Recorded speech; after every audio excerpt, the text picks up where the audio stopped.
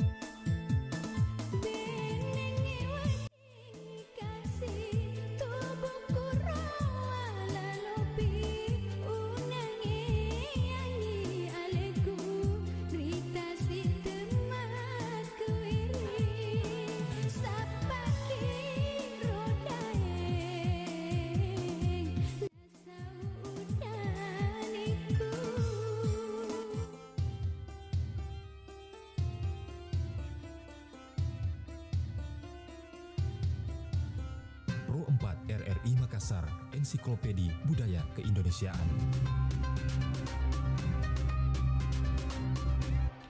Baik sahabat budaya, dan berikut kita akan hadirkan di ruang dengar Anda Nusantara Pagi, tentunya dengan tema pelindungan cagar budaya di wilayah kerja BPCB Sulawesi Selatan. Dan di depan saya ada Bapak Dr. Andes Hairudin Paiwa MM. Iya, betul. Assalamualaikum. Waalaikumsalam warahmatullahi wabarakatuh. Iya, jadi tadi di anatomi Pak Daim Paiwa nih. Iya. Ya, bagaimana kabar Daim Paiwa? Alhamdulillah. Iya, baik. Iya. Daim Paiwa ini merupakan seorang arkeolog, pamon budaya, ahli media di BPCB Provinsi Sulsel. Dan sekarang bekerja di kelompok kerja penyelamatan dan pengamanan. Iya, betul. Nah, jadi sesuai tunji bodinya. Itu penyelamatan ya. Iya, betul. Iya, jadi penanganan kasus apa saja ini Pak di BPCB? Iya, Dembaji. Dembaji yang mana ini? Apakah yang di Cendrawasih kan banyak, Dembaji Gau, Baji Dembaji Ring Dembaji saja. Perompat. Oh, Dembaji Perompat. Iya. Silakan Ki.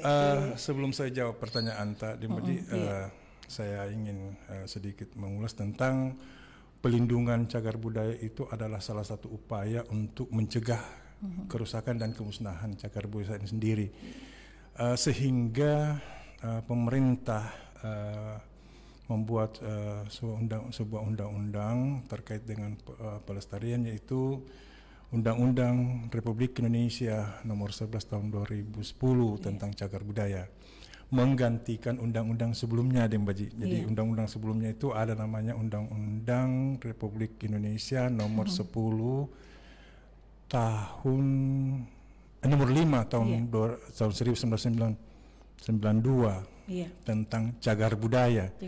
Jadi sebelumnya ada tentang benda cagar budaya. Jadi pertama itu cagar budaya, kemudian yang sekarang ini yang dulu itu benda cagar budaya, sekarang sudah menjadi cagar budaya. Jadi ada bedanya. Nah, mungkin dianggap karena tidak sesuai lagi karena ada benda cagar budaya, sementara yang sekarang kita pakai itu cagar budaya saja. Nah, tapi lebih luas cakupannya.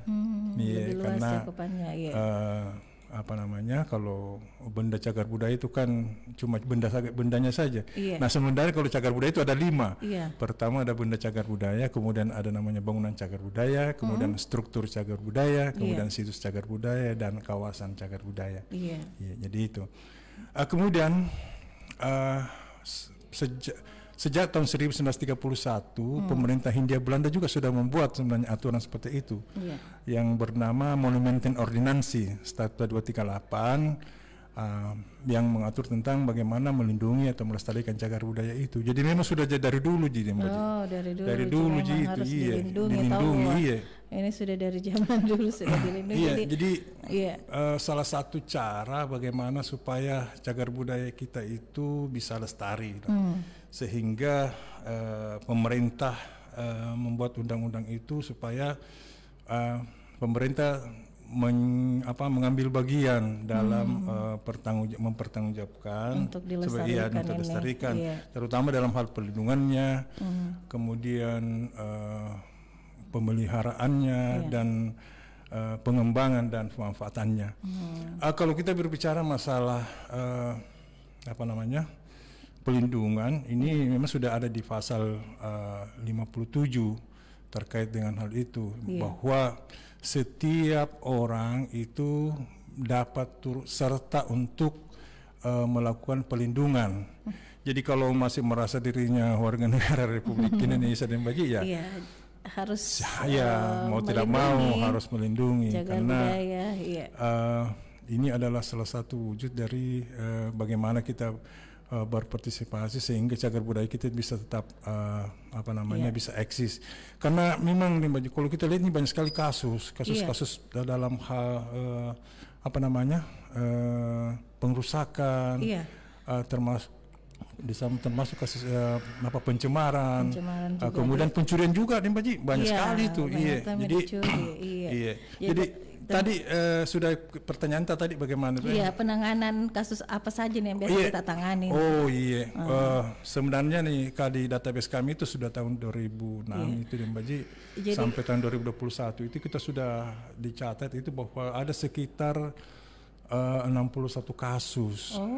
Tapi sebelumnya juga sudah ada, tahun 80-an itu sudah ada, banyak. Jadi yang yang pertama itu yang saya ingat itu waktu pencurian Nissan di kompleks makam Joko di Jeneponto.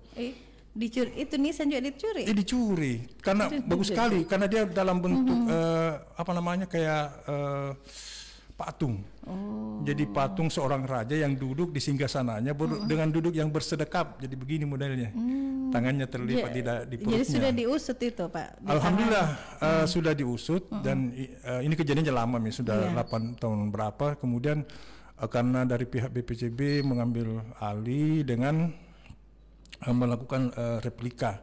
Jadi kita buat replikanya, kemudian kita simpan yang palsu di situ, baru yang aslinya kita bawa karena takut nanti hilang bisa. Jadi aslinya ditaruh di mana kini aslinya? Ada di benteng. Oh, ada di benteng. Ada di storage. Jadi terus mereka ngambil itu, kenapa diambil itu Bu Nisa?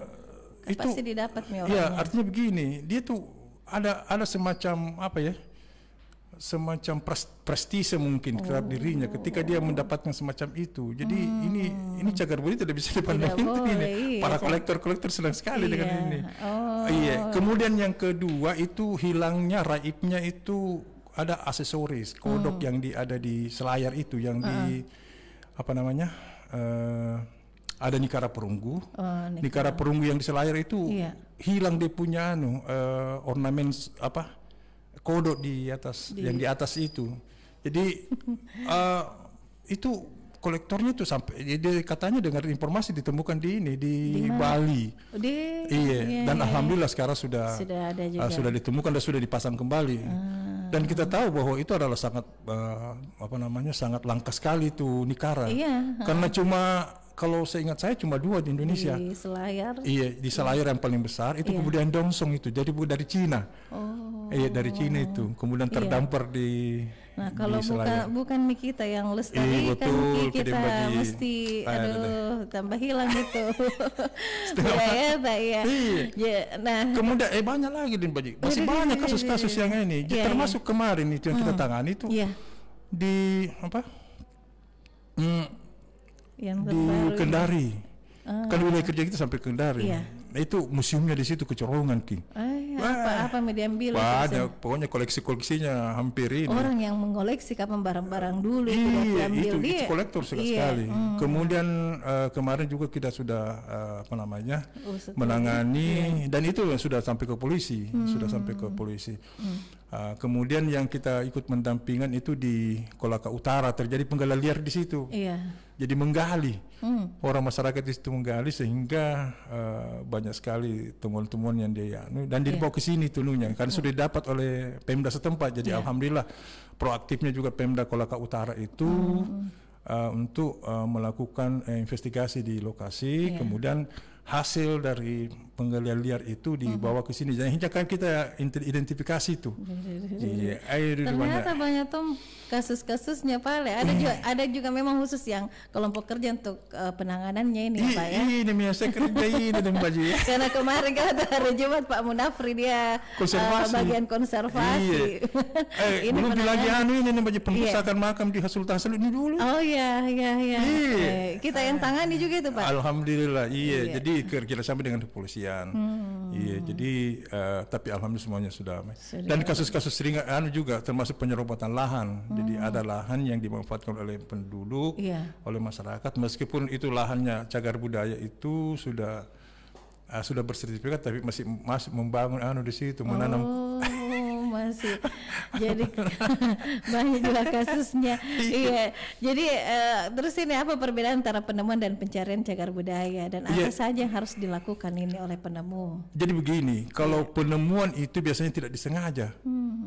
Jadi kalau misalnya si A misalnya ada orang yang lagi menanam apakah menanam jagung, kebetulan tiba-tiba digali tiba-tiba ada ketemu apa itu harus disimpan ke kita ini atau harus dilaporkan sebagai bukti bahwa saya menemukan. Jadi kalau menemukan berulang-ulang bukan lagi menemukan itu. Gak pakai ada yang mencari itu pusing harta karun. Itulah. Jadi kemudian pencarian itu adalah ini memang diamanatkan oleh undang-undang pasal 26 bahwa pemerintah itu mempunyai wewenang untuk mencari. Jadi ini biasanya seperti teman-teman yang dari bawah air itu di bawah air. Di bawah air itu biasanya pergi menyelam. Dan ini memang izin resmi dia. Jadi misalnya kemarin itu di Selayar, di Tile-Tile itu dia kerjasama dengan Pemda. Jadi tidak sembarang orang karena bisa harus ada izin. Iya. Jadi itu tadi perbedaan penemuan dan pencarian. Iya, jadi ada resmi dan ada resmi dan ada secara tiba-tiba gitu. Kalau sudah ilegal itu bukan lagi tidak masuk dia. Oh, itu penemuan itu dia secara tiba-tiba. Iya, kalau pencarian memang disengaja. Disengaja dan itu resmi. Ada izin dan sebagainya. Tapi memang biasa dia tahu titiknya bahwa di sini ada. Iya, itu melalui nelayan biasanya. Jadi kita ada petunjuk. Ada petunjuk dari nelayan atau dari siapapun yang bisa memberikan informasi tentang cagar budaya yang ada di bawah laut itu. Iya, karena biasanya kan dulu itu kan banyak sekali kapal-kapal yang bermuatan itu yang karang gitu, jadi karam, jadi tenggelam, kemudian tidak bisa lagi diangkat. Nah, tiba-tiba ini, jadi seperti itulah sekiranya. Iya, terus dari laporan masyarakat ini adanya temuan objek yang diduga cagar budaya. Terus memuat tentang apa saja ya kira-kira? Itu tadi identifikasi. Jadi kita identifikasi itu barang, orangnya, identitasnya, termasuk alamatnya, namanya siapa, kemudian pekerjaannya. Jangan-jangan misalnya dia seorang mahasiswa tapi dia menemukan di situ. Tetap saya nanti apa gue bikin di situ? Nah, kok kan sekolahmu masih mahasiswa gue di situ. Jadi harus semua dicatat itu. Kemudian karena setelah itu kita identifikasi itu barang, termasuk barangnya bagaimana, berasal dari zaman apa lah gitu. Apakah dia koleksi memang yang memang punya nilai cagar budaya gitu. Jadi itu kolektor-kolektor yang cagar budaya itu, Pak. Biasa tuh kita cari tahu di mana kita dapat ininya, dari mana dapat barang-barang kolektornya. Kan biasa mungkin masih dilindungi oleh BPJB, nah mereka sudah ambil. Biasa juga kita tangani begitu. Oh tidak, karena kita sebenarnya tidak seperti itu, karena dia langsung, karena di undang-undang juga kan orang bisa berhak untuk memilikinya, tapi secara tidak langsung dia harus juga melaporkan ke kita koleksi apa saja dia miliki. Gitu. Iya. Jadi harus tidak lapor tahu. Iya. Supaya dia meninggalkan sejarah untuk anak cucu. Kalau dia simpannya itu apa? Biasa dan itu bagus juga dengan Baji. Nilainya bisa lebih lebih kuat karena diakui oleh sama-sama sepalsu Ji. Iya. Itu kan bisa juga di konservasi dari bisa. Kalau ada barang-barang kalau bisa peninggalan misalnya begini, kan biasanya itu kan banyak sekali sekarang pemalsuan juga. Nah, ini juga kasus sebenarnya pemalsuan.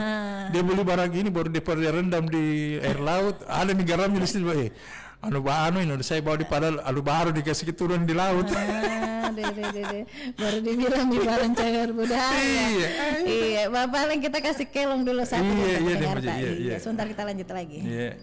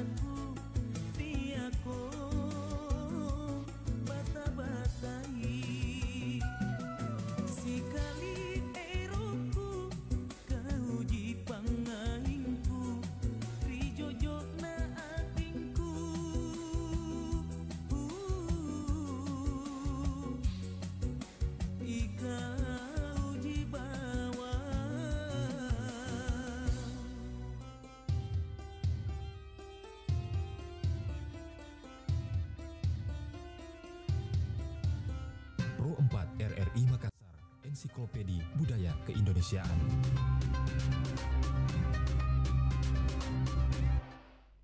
Ya, Anda masih bersama kami di Nusantara Pagi dan lanjut lagi nih Dempai Wak. Jadi tadi kita sudah cerita tentang penemuan dan pencarian, ketika menuju penanganan kasus kan. Nah, sekarang kita bagaimana apa urgensi sehingga cagar budaya itu perlu untuk kemudian dilestarikan. Penting sekali Mbak Ji. Iya. Pertama itu adalah salah satu simbol atau lambang dari jati diri bangsa Indonesia. Jadi ketika kita mengingat negara lain, taruhlah misalnya Mesir, mengingat tentang piramida, itu pasti kita Mesir. Jadi kalau orang luar juga mengingat Borobudur pasti di Indonesia. Jadi itu simbolnya. Kemudian begini deh Mbak, itu dan salah satu perekat kita dari beberapa suku bahasa di Indonesia, ini adalah salah satu perekat. Contohnya begini nih Mbak, ada salah satu sebuah cerita, ini pengalaman pribadi nih Mbak. Waktu itu saya ikut ke workshop internasional itu di Jogja dulu. Kebetulan diikuti juga oleh beberapa negara termasuk dari Timur Leste. Nah, saya ke sana itu setelah kita selesai acara di tempatnya kita diajak jalan-jalan di Candi Prambanan. Nah, itu orang dari saudara kita yang dari Timur Leste tidak percaya itu kalau itu adalah bangunan yang dibuat pada abad ke-7 ke-8. Iya, sama manusia yang buat. Tidak percaya, dia bilang, saya tidak percaya ini Pak, kalau ini bangunan ini buat abad ke-7 pasti baru dibuat. Jadi saya bilang waktu itu apapun jawaban saya pasti kita tidak akan percaya. Kenapa? Karena tidak ada lagi namanya sense of belonging. Jadi tidak mau perasa memilikinya. Karena sulit tidak mau tidak mau jadi warga negara Indonesia. Lain dengan saya ini orang dari Sulawesi. Saya menganggap bahwa Candi Prambanan itulah milik bangsa Indonesia. Jadi bukan lagi namanya miliknya orang Jawa, miliknya orang Sunda, tapi ini adalah miliknya Indonesia, termasuk milik saya. Itu salah satunya, Mbak. Kemudian juga pernah tahun 2020 itu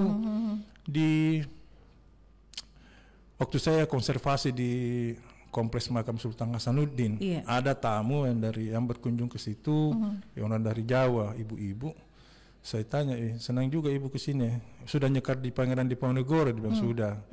Wah, dia bilang, saya kesini nih karena saya anggap bahwa Sultan Hasanuddin bukan lagi miliknya orang Sulawesi, tapi ini kan miliknya kita semua karena dia pahlawan nasional. Nah, itu salah satu buktinya bahwa itu adalah perekat. Jadi itulah urgensinya bagaimana supaya cagar budaya itu bisa lestari karena dari kita semua. Bagaimana supaya kita bisa memahami dan bisa proaktif untuk melindungi cagar budaya kita. Terus kira-kira siapa saja ini yang dapat melakukan penyelamatan terhadap cagar budaya? Di pasal 57 itu disebutkan bahwa siapa saja bisa untuk melakukan penyelamatan. Kenapa? Karena itu memang ada di undang-undang. Jadi misalnya begini, ada kasus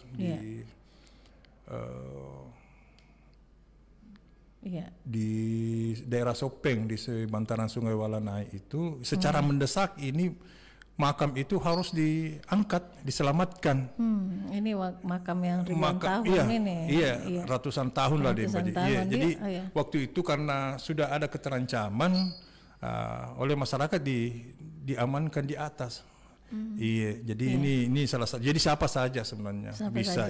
Yang penting koordinasi juga dengan kantor kita, biar ada teknis-teknisnya bagaimana. Ini yang mesti dipahami untuk pendengar ini. Kira-kira kalau ada dia lihat barang-barang atau misalnya makam atau apa, sebaiknya dihubungi dulu.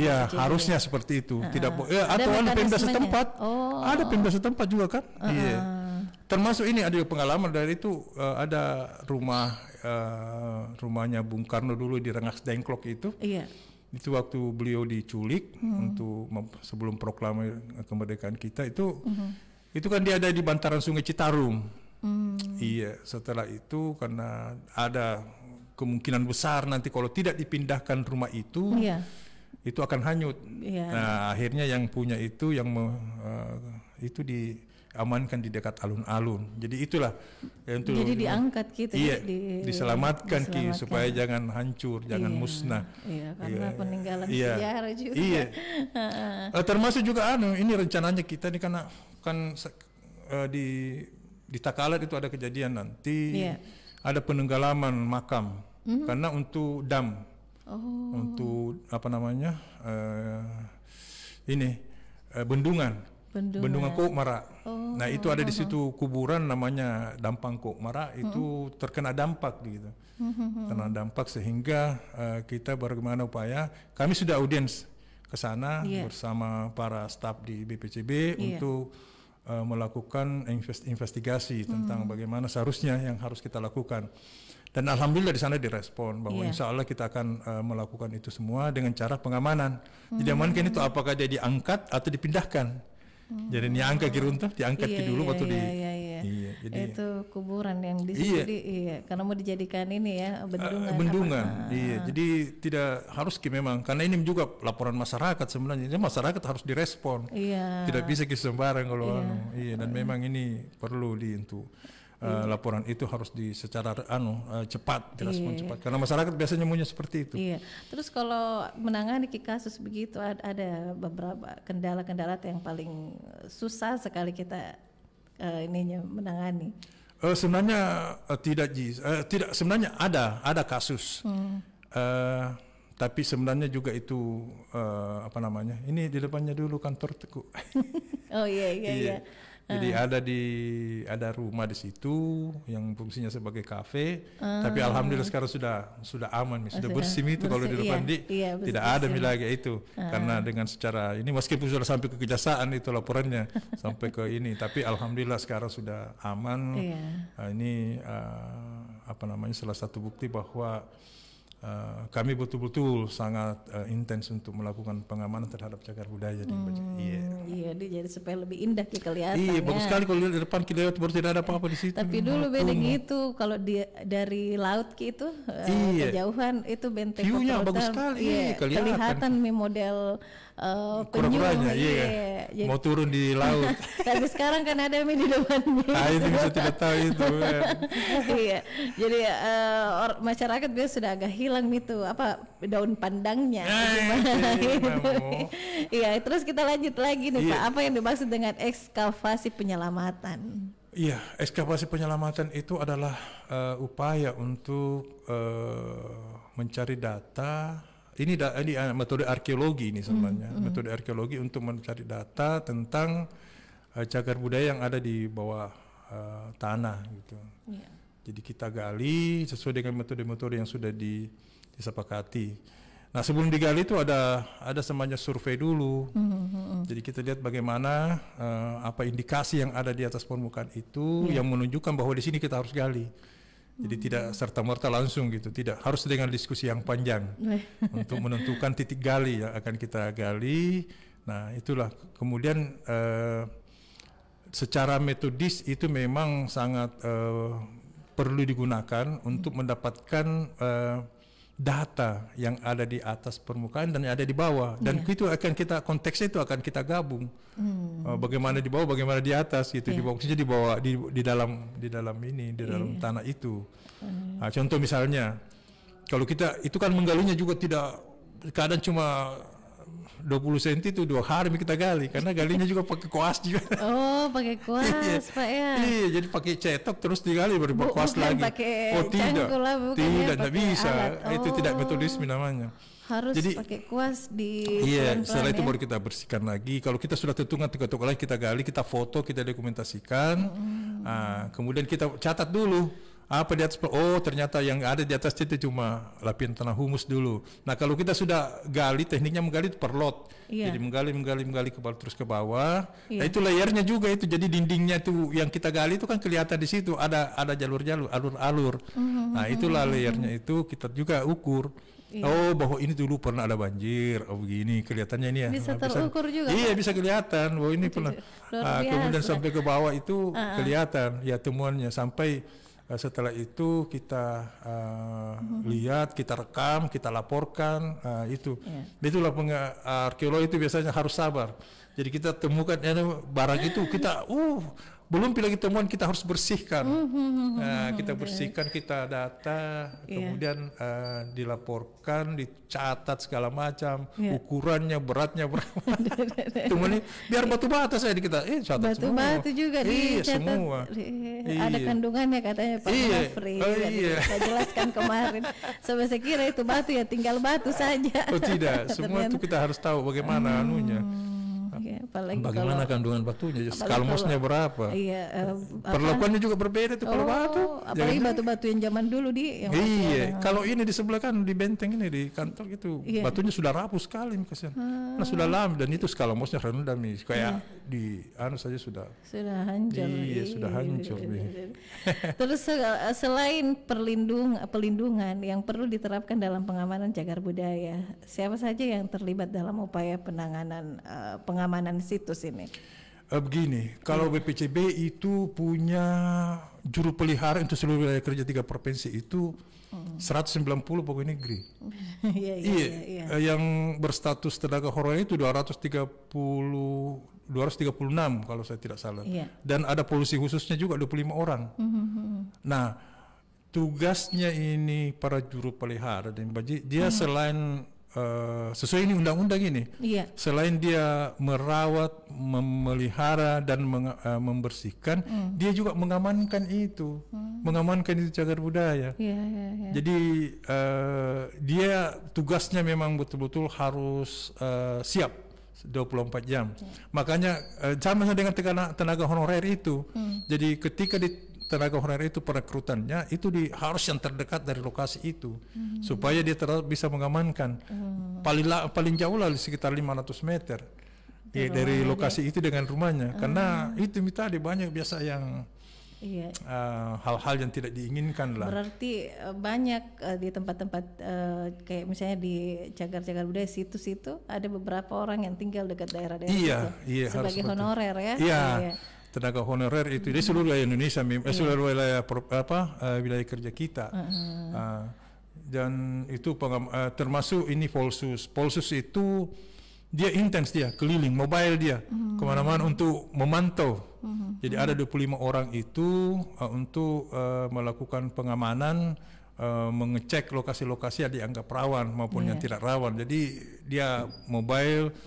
Kiri kanan melihat, kemudian dipoto, kemudian dilaporkan. Iya. Jadi sudah terstruktur ini semua fungsi-fungsinya. Kelompok kerja terstruktur sekali nih terus kegiatan pengumpulan data objek yang diduga cagar budaya dan yaitu survei penyelamatan. Apa yang dimaksud dengan kegiatan-kegiatan itu?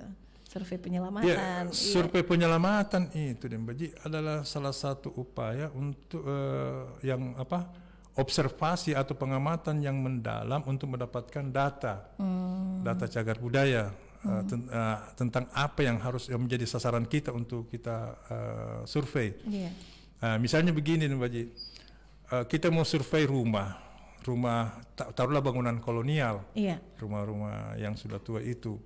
Nah itu kita harus catat bagaimana kerusakannya, data kerusakannya bagaimana, yang rusaknya berapa persen, yang tidak rusaknya berapa persen, kemudian perlakuannya nanti apa, termasuk status pemilikan tanahnya, itu kita harus kita harus perhatikan. Nah itulah, jadi bagaimana itu fisik, tapi kalau untuk sejarahnya bagaimana sejarahnya rumah itu, kemudian bagaimana masyarakat yang ada di sekitarnya, budayanya bagaimana. Nah dan yang paling indah sekarang itu kalau misalnya kita survei gua prasejarah, itu kita lihat apa saja tinggalannya yang ada di situ. Misalnya ada hand stencil, terus ada coken modingar itu sampah dapur. Jadi riolonjo. Dulu itu kan banyak sampah-sampah makanannya orang-orang dulu itu sudah memfosil, itu namanya coken modingar itu. Sampah dapur namanya. Iya, bahasa Swiss kalau saya tidak salah. Apa namanya tadi, Deng? Kecoken modingar. Modingar. Iya, biasanya kalau dalam coken modingar. Nah, itu sampah dapur. Iya, yang sudah memfosil. Ya memfosil nih. Jadi kemudian hand stencilnya gambar cadasnya, gambar tangannya itu apakah dari hari ke hari rusak atau bagaimana? Apakah tidak terjadi perubahan? Karena ini sekarang jadi kendala. Sampai-sampai gua persejarah itu banyak sekali yang rusak dia punya kasihan. Iya, mungkin karena tidak hati-hati barangkali. Faktor alam dan juga faktor manusia mungkin karena terjadi penebangan di sekitarnya atau karena apalah sehingga menyebabkan itu rusak. Iya. Kalau di tempat lain itu, kalau misalnya ini contoh di luar negeri, ini di Jepang itu dia mural paintingnya mural paintingnya itu sangat diproteksi. Jadi orang tidak bisa naik ke situ lihat. Kalau kita di sini bebas sekali gitu. Kalau di sana kalau mau lihat dia saja dibawa, di sini ada, Anda putar pakai bahasa apapun ada. Jadi tidak usah main di situ, sini masih lihat. Kalau di sini kan orang didatangi naik lagi di situ. Dipegang-pegang. Nah, itu bisa juga kadang itu bisa rusak. Langsung rusak juga. Iya, karena kan tangan kita tuh ada garamnya, jadi bisa saja. Iya. Terus ini survei penyelamatan apa saja yang sudah dilakukan oleh BPCB selama ini? Survei penyelamatan itu sudah banyak sekali sebenarnya yang kita selamatkan pula survei, termasuk yang saya bilang tadi bahwa di daerah sekarang ini kita intens melakukan survei di Buton, di daerah Buton Selatan dan Buton Tengah, kemudian juga di Muna. Nah ini surveinya ini survei terkait dengan tinggalan prasejarah, kemudian dengan ini juga benteng-benteng tradisional. Iya, benteng tradisional itu kita lihat bagaimana kerusakannya. Karena itu tadi banyak benteng, tapi kondisinya juga sudah tidak utuh. Karena banyak masyarakat yang ambil batunya. Kayak di Sanrobone itu. Iya, betul. Tidak full nih kayaknya batu-batunya kan. Iya, di Sanrobone itu yang di dekat benteng Lolobayo itu kan di situ banyak yang rusak karena diambil oleh masyarakatnya. Itu salah satu contoh. Iya, karena itu benteng tradisional. Kalau di sebelah ini benteng modern. Modern. Iya, modern. Iya, sudah. Banyak nih diperbaiki, dikasih sudah percantik. Bangunan kolonial. Iya, sudah. Kalau di Sanrobone benteng tradisional namanya itu. Sama di sana juga. Jadi cuma susunan batu bata, batu. Kalau di sini kan batu bata, di sana itu batu karang. Batu karang. Iya, saya pernah ke sana ada yang di Sanrobone. Saya lihat itu batunya mana di bentengnya. Oh, sisa itu sedikit. Iya, itu kita yang bikin itu. Kita yang kita yang Pugarki. Oh, di Pugarki. Iya, yang di lapangan itu kan. Iya, dan itu ada juru pelihara di situ, ada yang amankan itu. Ada berapa itu? Ada sampai sekitar 7 orang mungkin. PNS itu ada sekitar 2-3 orang. Jadi mereka di sana ya. Jadi jadi itu yang mengamankan. Kemudian ada juga benteng di sebelah ujung itu yang dekat sungai itu. Itu kondisinya sudah memprihatinkan sekali. Jadi kalau tiba-tiba hilang lagi batunya susah juga untuk ditangani. Iya, ini makanya betul-betul kalau tidak ada namanya rasa memiliki dari masyarakat ini, siapa lagi karena nanti cucutan nanti dibilangi bagaimana ini. Kalau memang itu kita tahu bilangin cagar budaya, kita pelihara misalnya bebas. Iya, betul itu benteng kayak perlu disapu-sapu atau bagaimana. Ini memang karena itu tugas juru pelihara. Dia selain memelihara, dia juga merawat. Jadi kalau ada lumut-lumutnya dia harus bersih. Kemudian kan ada sampah-sampahnya dibersihkan. Kemudian pengamanannya juga jangan sampai ada yang namanya orang yang datang di situ mencoret-coret, yang sifatnya hanya merusak saja, vandalisme namanya itu. Dia selalu ingin jiwanya yang merusak saja, tidak. Padahal efeknya itu sangat besar sekali. Dan itu bisa dikena undang-undang loh sebenarnya. Bisa juga kena undang-undang ya Pak. Merusak seperti karena. Jadi memang sudah ada beberapa kelompok-kelompok kerjanya penyelamatan dan pengamanan. Iya, terakhir yang Pak bagaimana kita ingin untuk ke depan tentang cagar budaya ini untuk masyarakat, untuk pendengar. Iya, Dembaji, saya cuma meminta kepada masyarakat supaya bagaimana mari kita bersama-sama melestarikan cagar budaya kita karena ini adalah milik kita semua. Jadi bukan milik siapa-siapa, ini milik kita. Jangan-jangan nanti kalau anak cucu kita nanti akan bercerita tentang kebesarannya dia punya budaya, dia punya sejarah, ternyata sudah hilang. Nah ini buktinya hilang. Apalagi kita mau bilang? Pasti dia salahkan kan pasti yang sebelumnya bahwa ternyata orang tua saya dulu tidak peduli, padahal kita sudah sangat intens sekali untuk bagaimana mensosialisasikan undang-undang cagar budaya itu. Supaya masyarakat paham, tidak ada lagi penggalian liar, tidak ada lagi pembusakan, sehingga semuanya aman. Bunda Jaguar kita aman, sentosa. Jadi kalau pendengar ini dapat barang-barang budaya ini yang kolektor atau apa ya, bisa juga dikabari dulu. Iya, datang ke kantor. Dan sebenarnya di Pemda setempat juga sebenarnya itu, karena kita sebenarnya di BPJB itu menangani tentang yang nasional punya. Kalau yang di daerah itu kan ada juga di situ kantor yang sesuai dengan bidangnya. Ada bidang kepurbakalaan dan di seluruh Sulawesi Selatan, Sulawesi Selatan Tenggara dan Barat. Apalagi bisa diteliti bilang ini di tahun berapa. Bisa sekali, kenapa tidak? Kalau tidak ke Benteng bagaimana di arkeologis itu? Saya mau jalan-jalan ke Benteng ini. Terima kasih Pak dan Pak Ewa sudah berbagi cerita ini tentang pelindungan cagar budaya di wilayah kerja BPJB Sulsel. Jadi insya Allah nanti kita ketemu lagi Pak Di. Insya Allah terima kasih. Sama-sama. Assalamualaikum warahmatullahi wabarakatuh. Waalaikumsalam warahmatullahi wabarakatuh.